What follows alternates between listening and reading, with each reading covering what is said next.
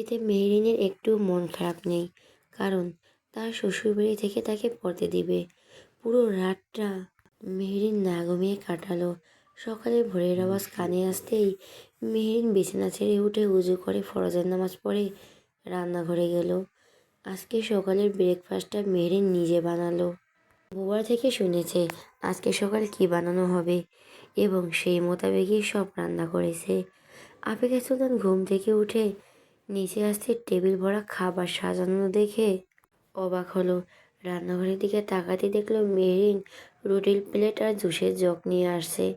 আফিকা সুলতান এগিয়ে গিয়ে মেহরিনের হাত থেকে প্লেট জুস নিয়ে বললেন, এত কষ্ট কেন করছো মেহরিন? এসব আমি তো বানাতাম। মেহরিন শাড়ির আঁচল টেনে মাথায় ভালো মতো নিয়ে বলল, সারাদিন তো আপনিই বানান, আজ আমি বানালাম।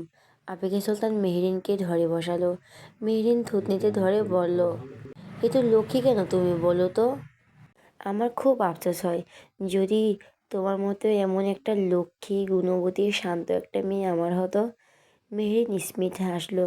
আফিকা সুলতানের হাতের উল্টো পিঠে চুমু দিয়ে বলল, আমি তো আপনার মেয়ে মা। আফিকা সুলতান জড়িয়ে ধরলো মেহরিনকে, চোখ দিয়ে দুফোঁটা পানি গড়ালো। হ্যাঁ, মেহরিনও তার মেয়ে।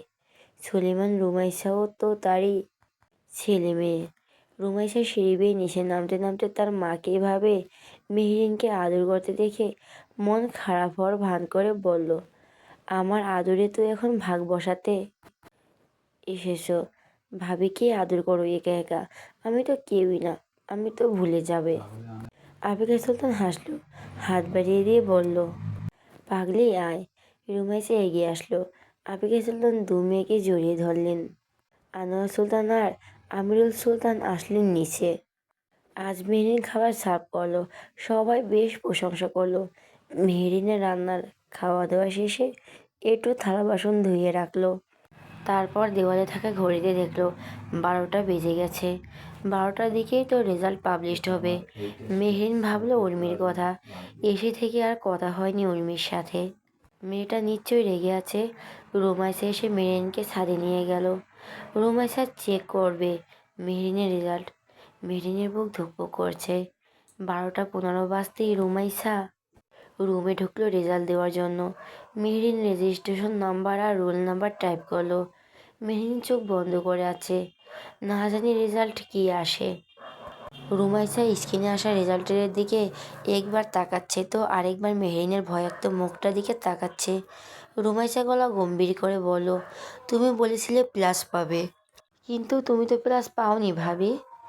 ব্যাস, এই কথাটাই ছিল মেহরিনের শরীরটাকে জমিয়ে দেওয়ার জন্য। চোখ খুলতে টইটুম্বর হলো জলে। কাঁপা কাঁপা গলায় বলল, সত্যি প্লাস আসেনি? রুমাইসা দুই দিকে মাথা নাড়িয়ে বলল, না। মেহরিন এবার ডুকরে কেঁদে দিল। এত চেষ্টা করে, এত পরিশ্রম করে তার বিফলে গেল। আকস্মিক মেহরিনকে এভাবে কাঁদতে দেখে রুমাইসা তড়িঘড়ি করে মেহরিনকে ধরে বলল, আরে কাঁদছো কেন মেয়ে? মেহরিন হিসকি তুলতে তুলতে বলল, আমার তাহলে কি করা উচিত? রুমাইসা জড়িয়ে ধরে মুচকি হেসে বলল, সেলিব্রেট করা উচিত, কারণ তুমি তো শুধু প্লাস না, গোল্ডেন GPA 5 পেয়েছো। মেহরিন, উফ, সরি ভাবি। কথাটা কানে যেতে কিভাবে রিয়াক্ট করবে তা ভুলে গেল। রুমাইসাকে শক্ত করে জড়িয়ে ধরে বলল, সত্যি বলছো আপু? হ্যাঁ, এই দেখো রেজাল্ট। মেহরিন ফোনের স্ক্রিনে দেখলো তার রেজাল্টটা। সত্যি গোল্ডেন GPA পেয়েছে মেহরিন। তার বাবাকে এতক্ষণে জেনে গেছে এই রেজাল্ট। তার অনুভূতিটা কেমন হচ্ছে? মোতালেব ভুঁইয়া ফোনে মেয়ের রেজাল্টের দিকে তাকিয়ে আছে নিষ্পলক। তার আদরের মেয়ে, তার মুখ রেগেছে। অলঙ্কারপুর গ্রামে মাত্র 2জন গোল্ডেন পেয়েছে, তার মধ্যে একজন তার মেয়ে। মোতালেব ভুঁইয়া ফোনটা শিরিনের হাতে দিয়ে বাজারে গেলেন। মিষ্টি নিয়ে মেয়ে শ্বশুরবাড়ি যাবেন। রুমাইসা ভাইকে ফোন করেছে, কিন্তু তার ভাই ফোন ধরছে না।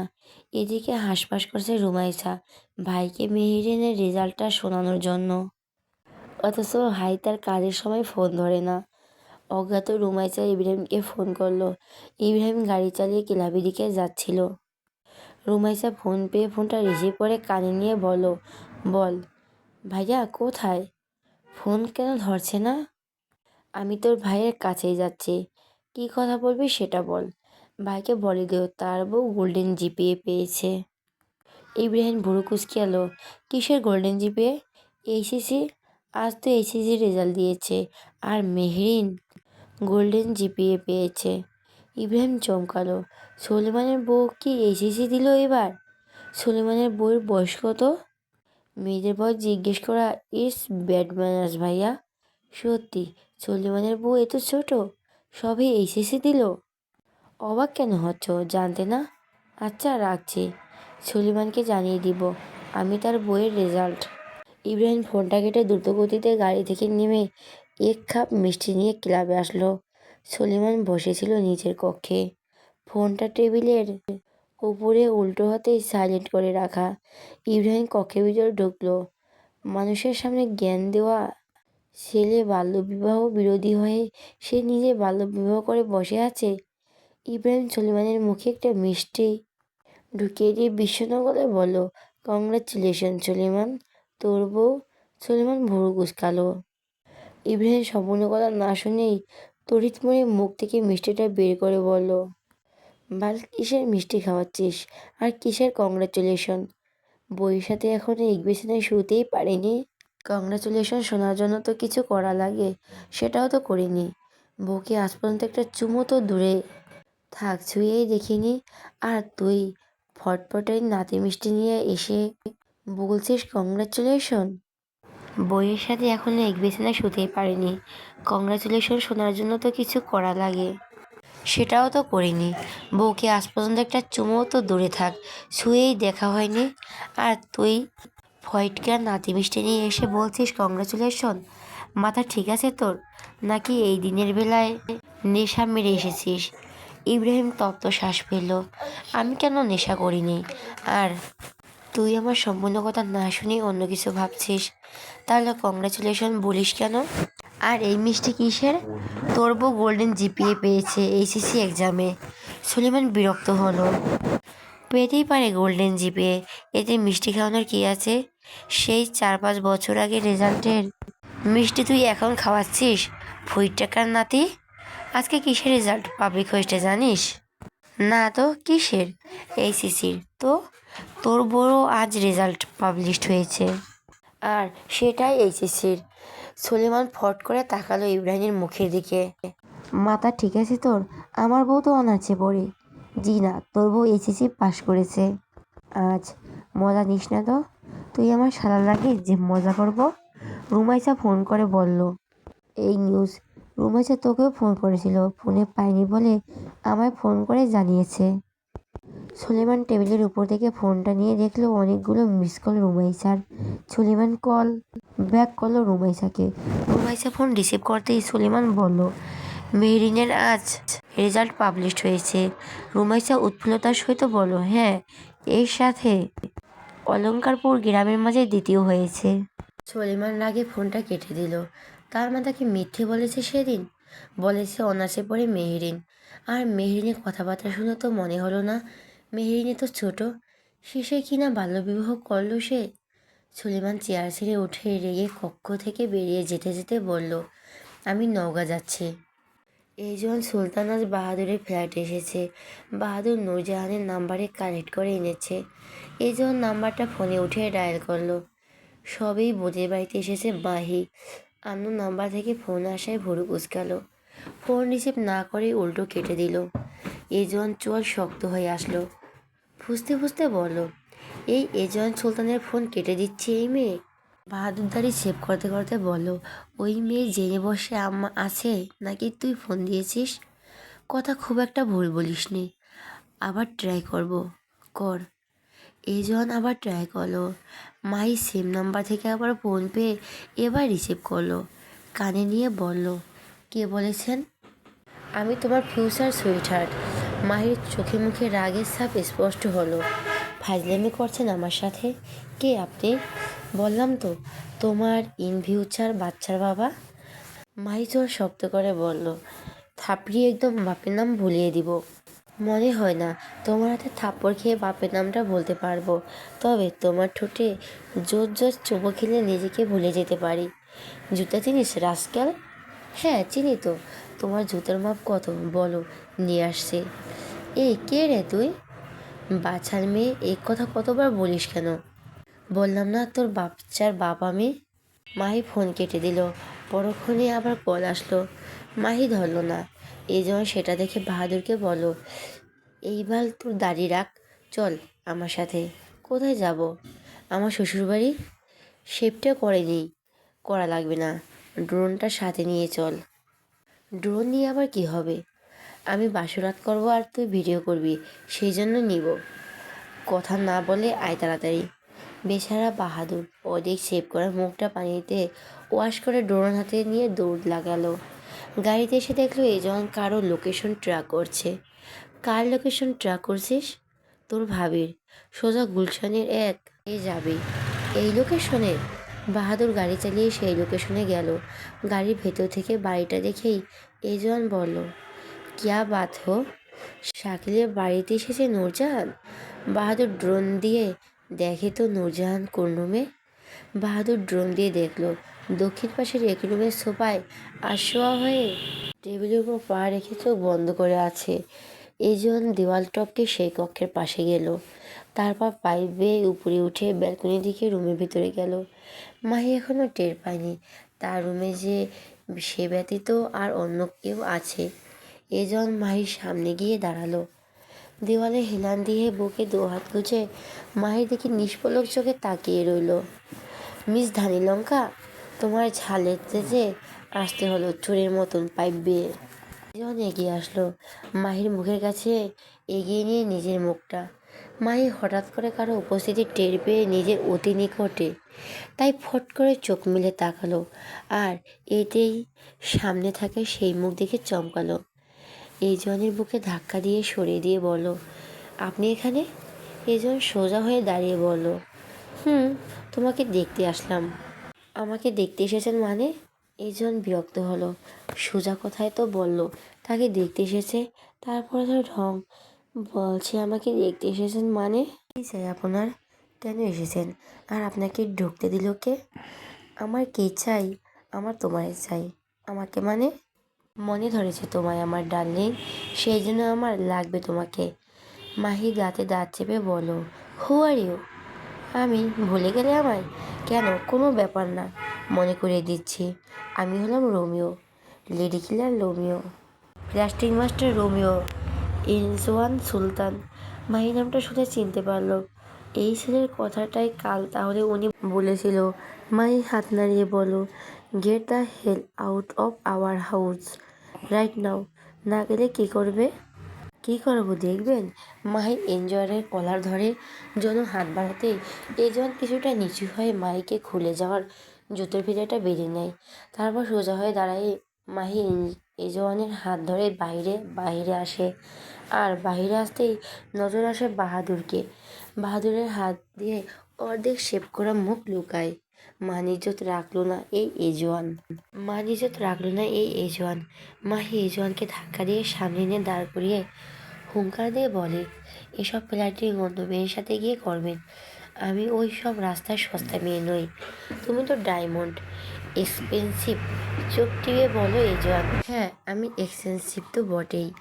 হোপ ডায়মন্ড আমি। আর সেই হোপ ডায়মন্ড কেউ কেনার সাহস দেখায় না। আর আপনার মতো ছেলেরা হাত বাড়ালে সেই হাত একদম ঝলসে যাবে। আমাকে ছোঁয়ার চেষ্টাও করবেন না, মাইন্ডেড। Be careful. আমাকে এখনও ঠিকমতো চেনেননি। চিনতে তো চাই আগুন সুন্দরী। 2বার জন্ম নিলেও আমাকে চেনার সাথে আপনার হবে না। মাহি চলে গেল।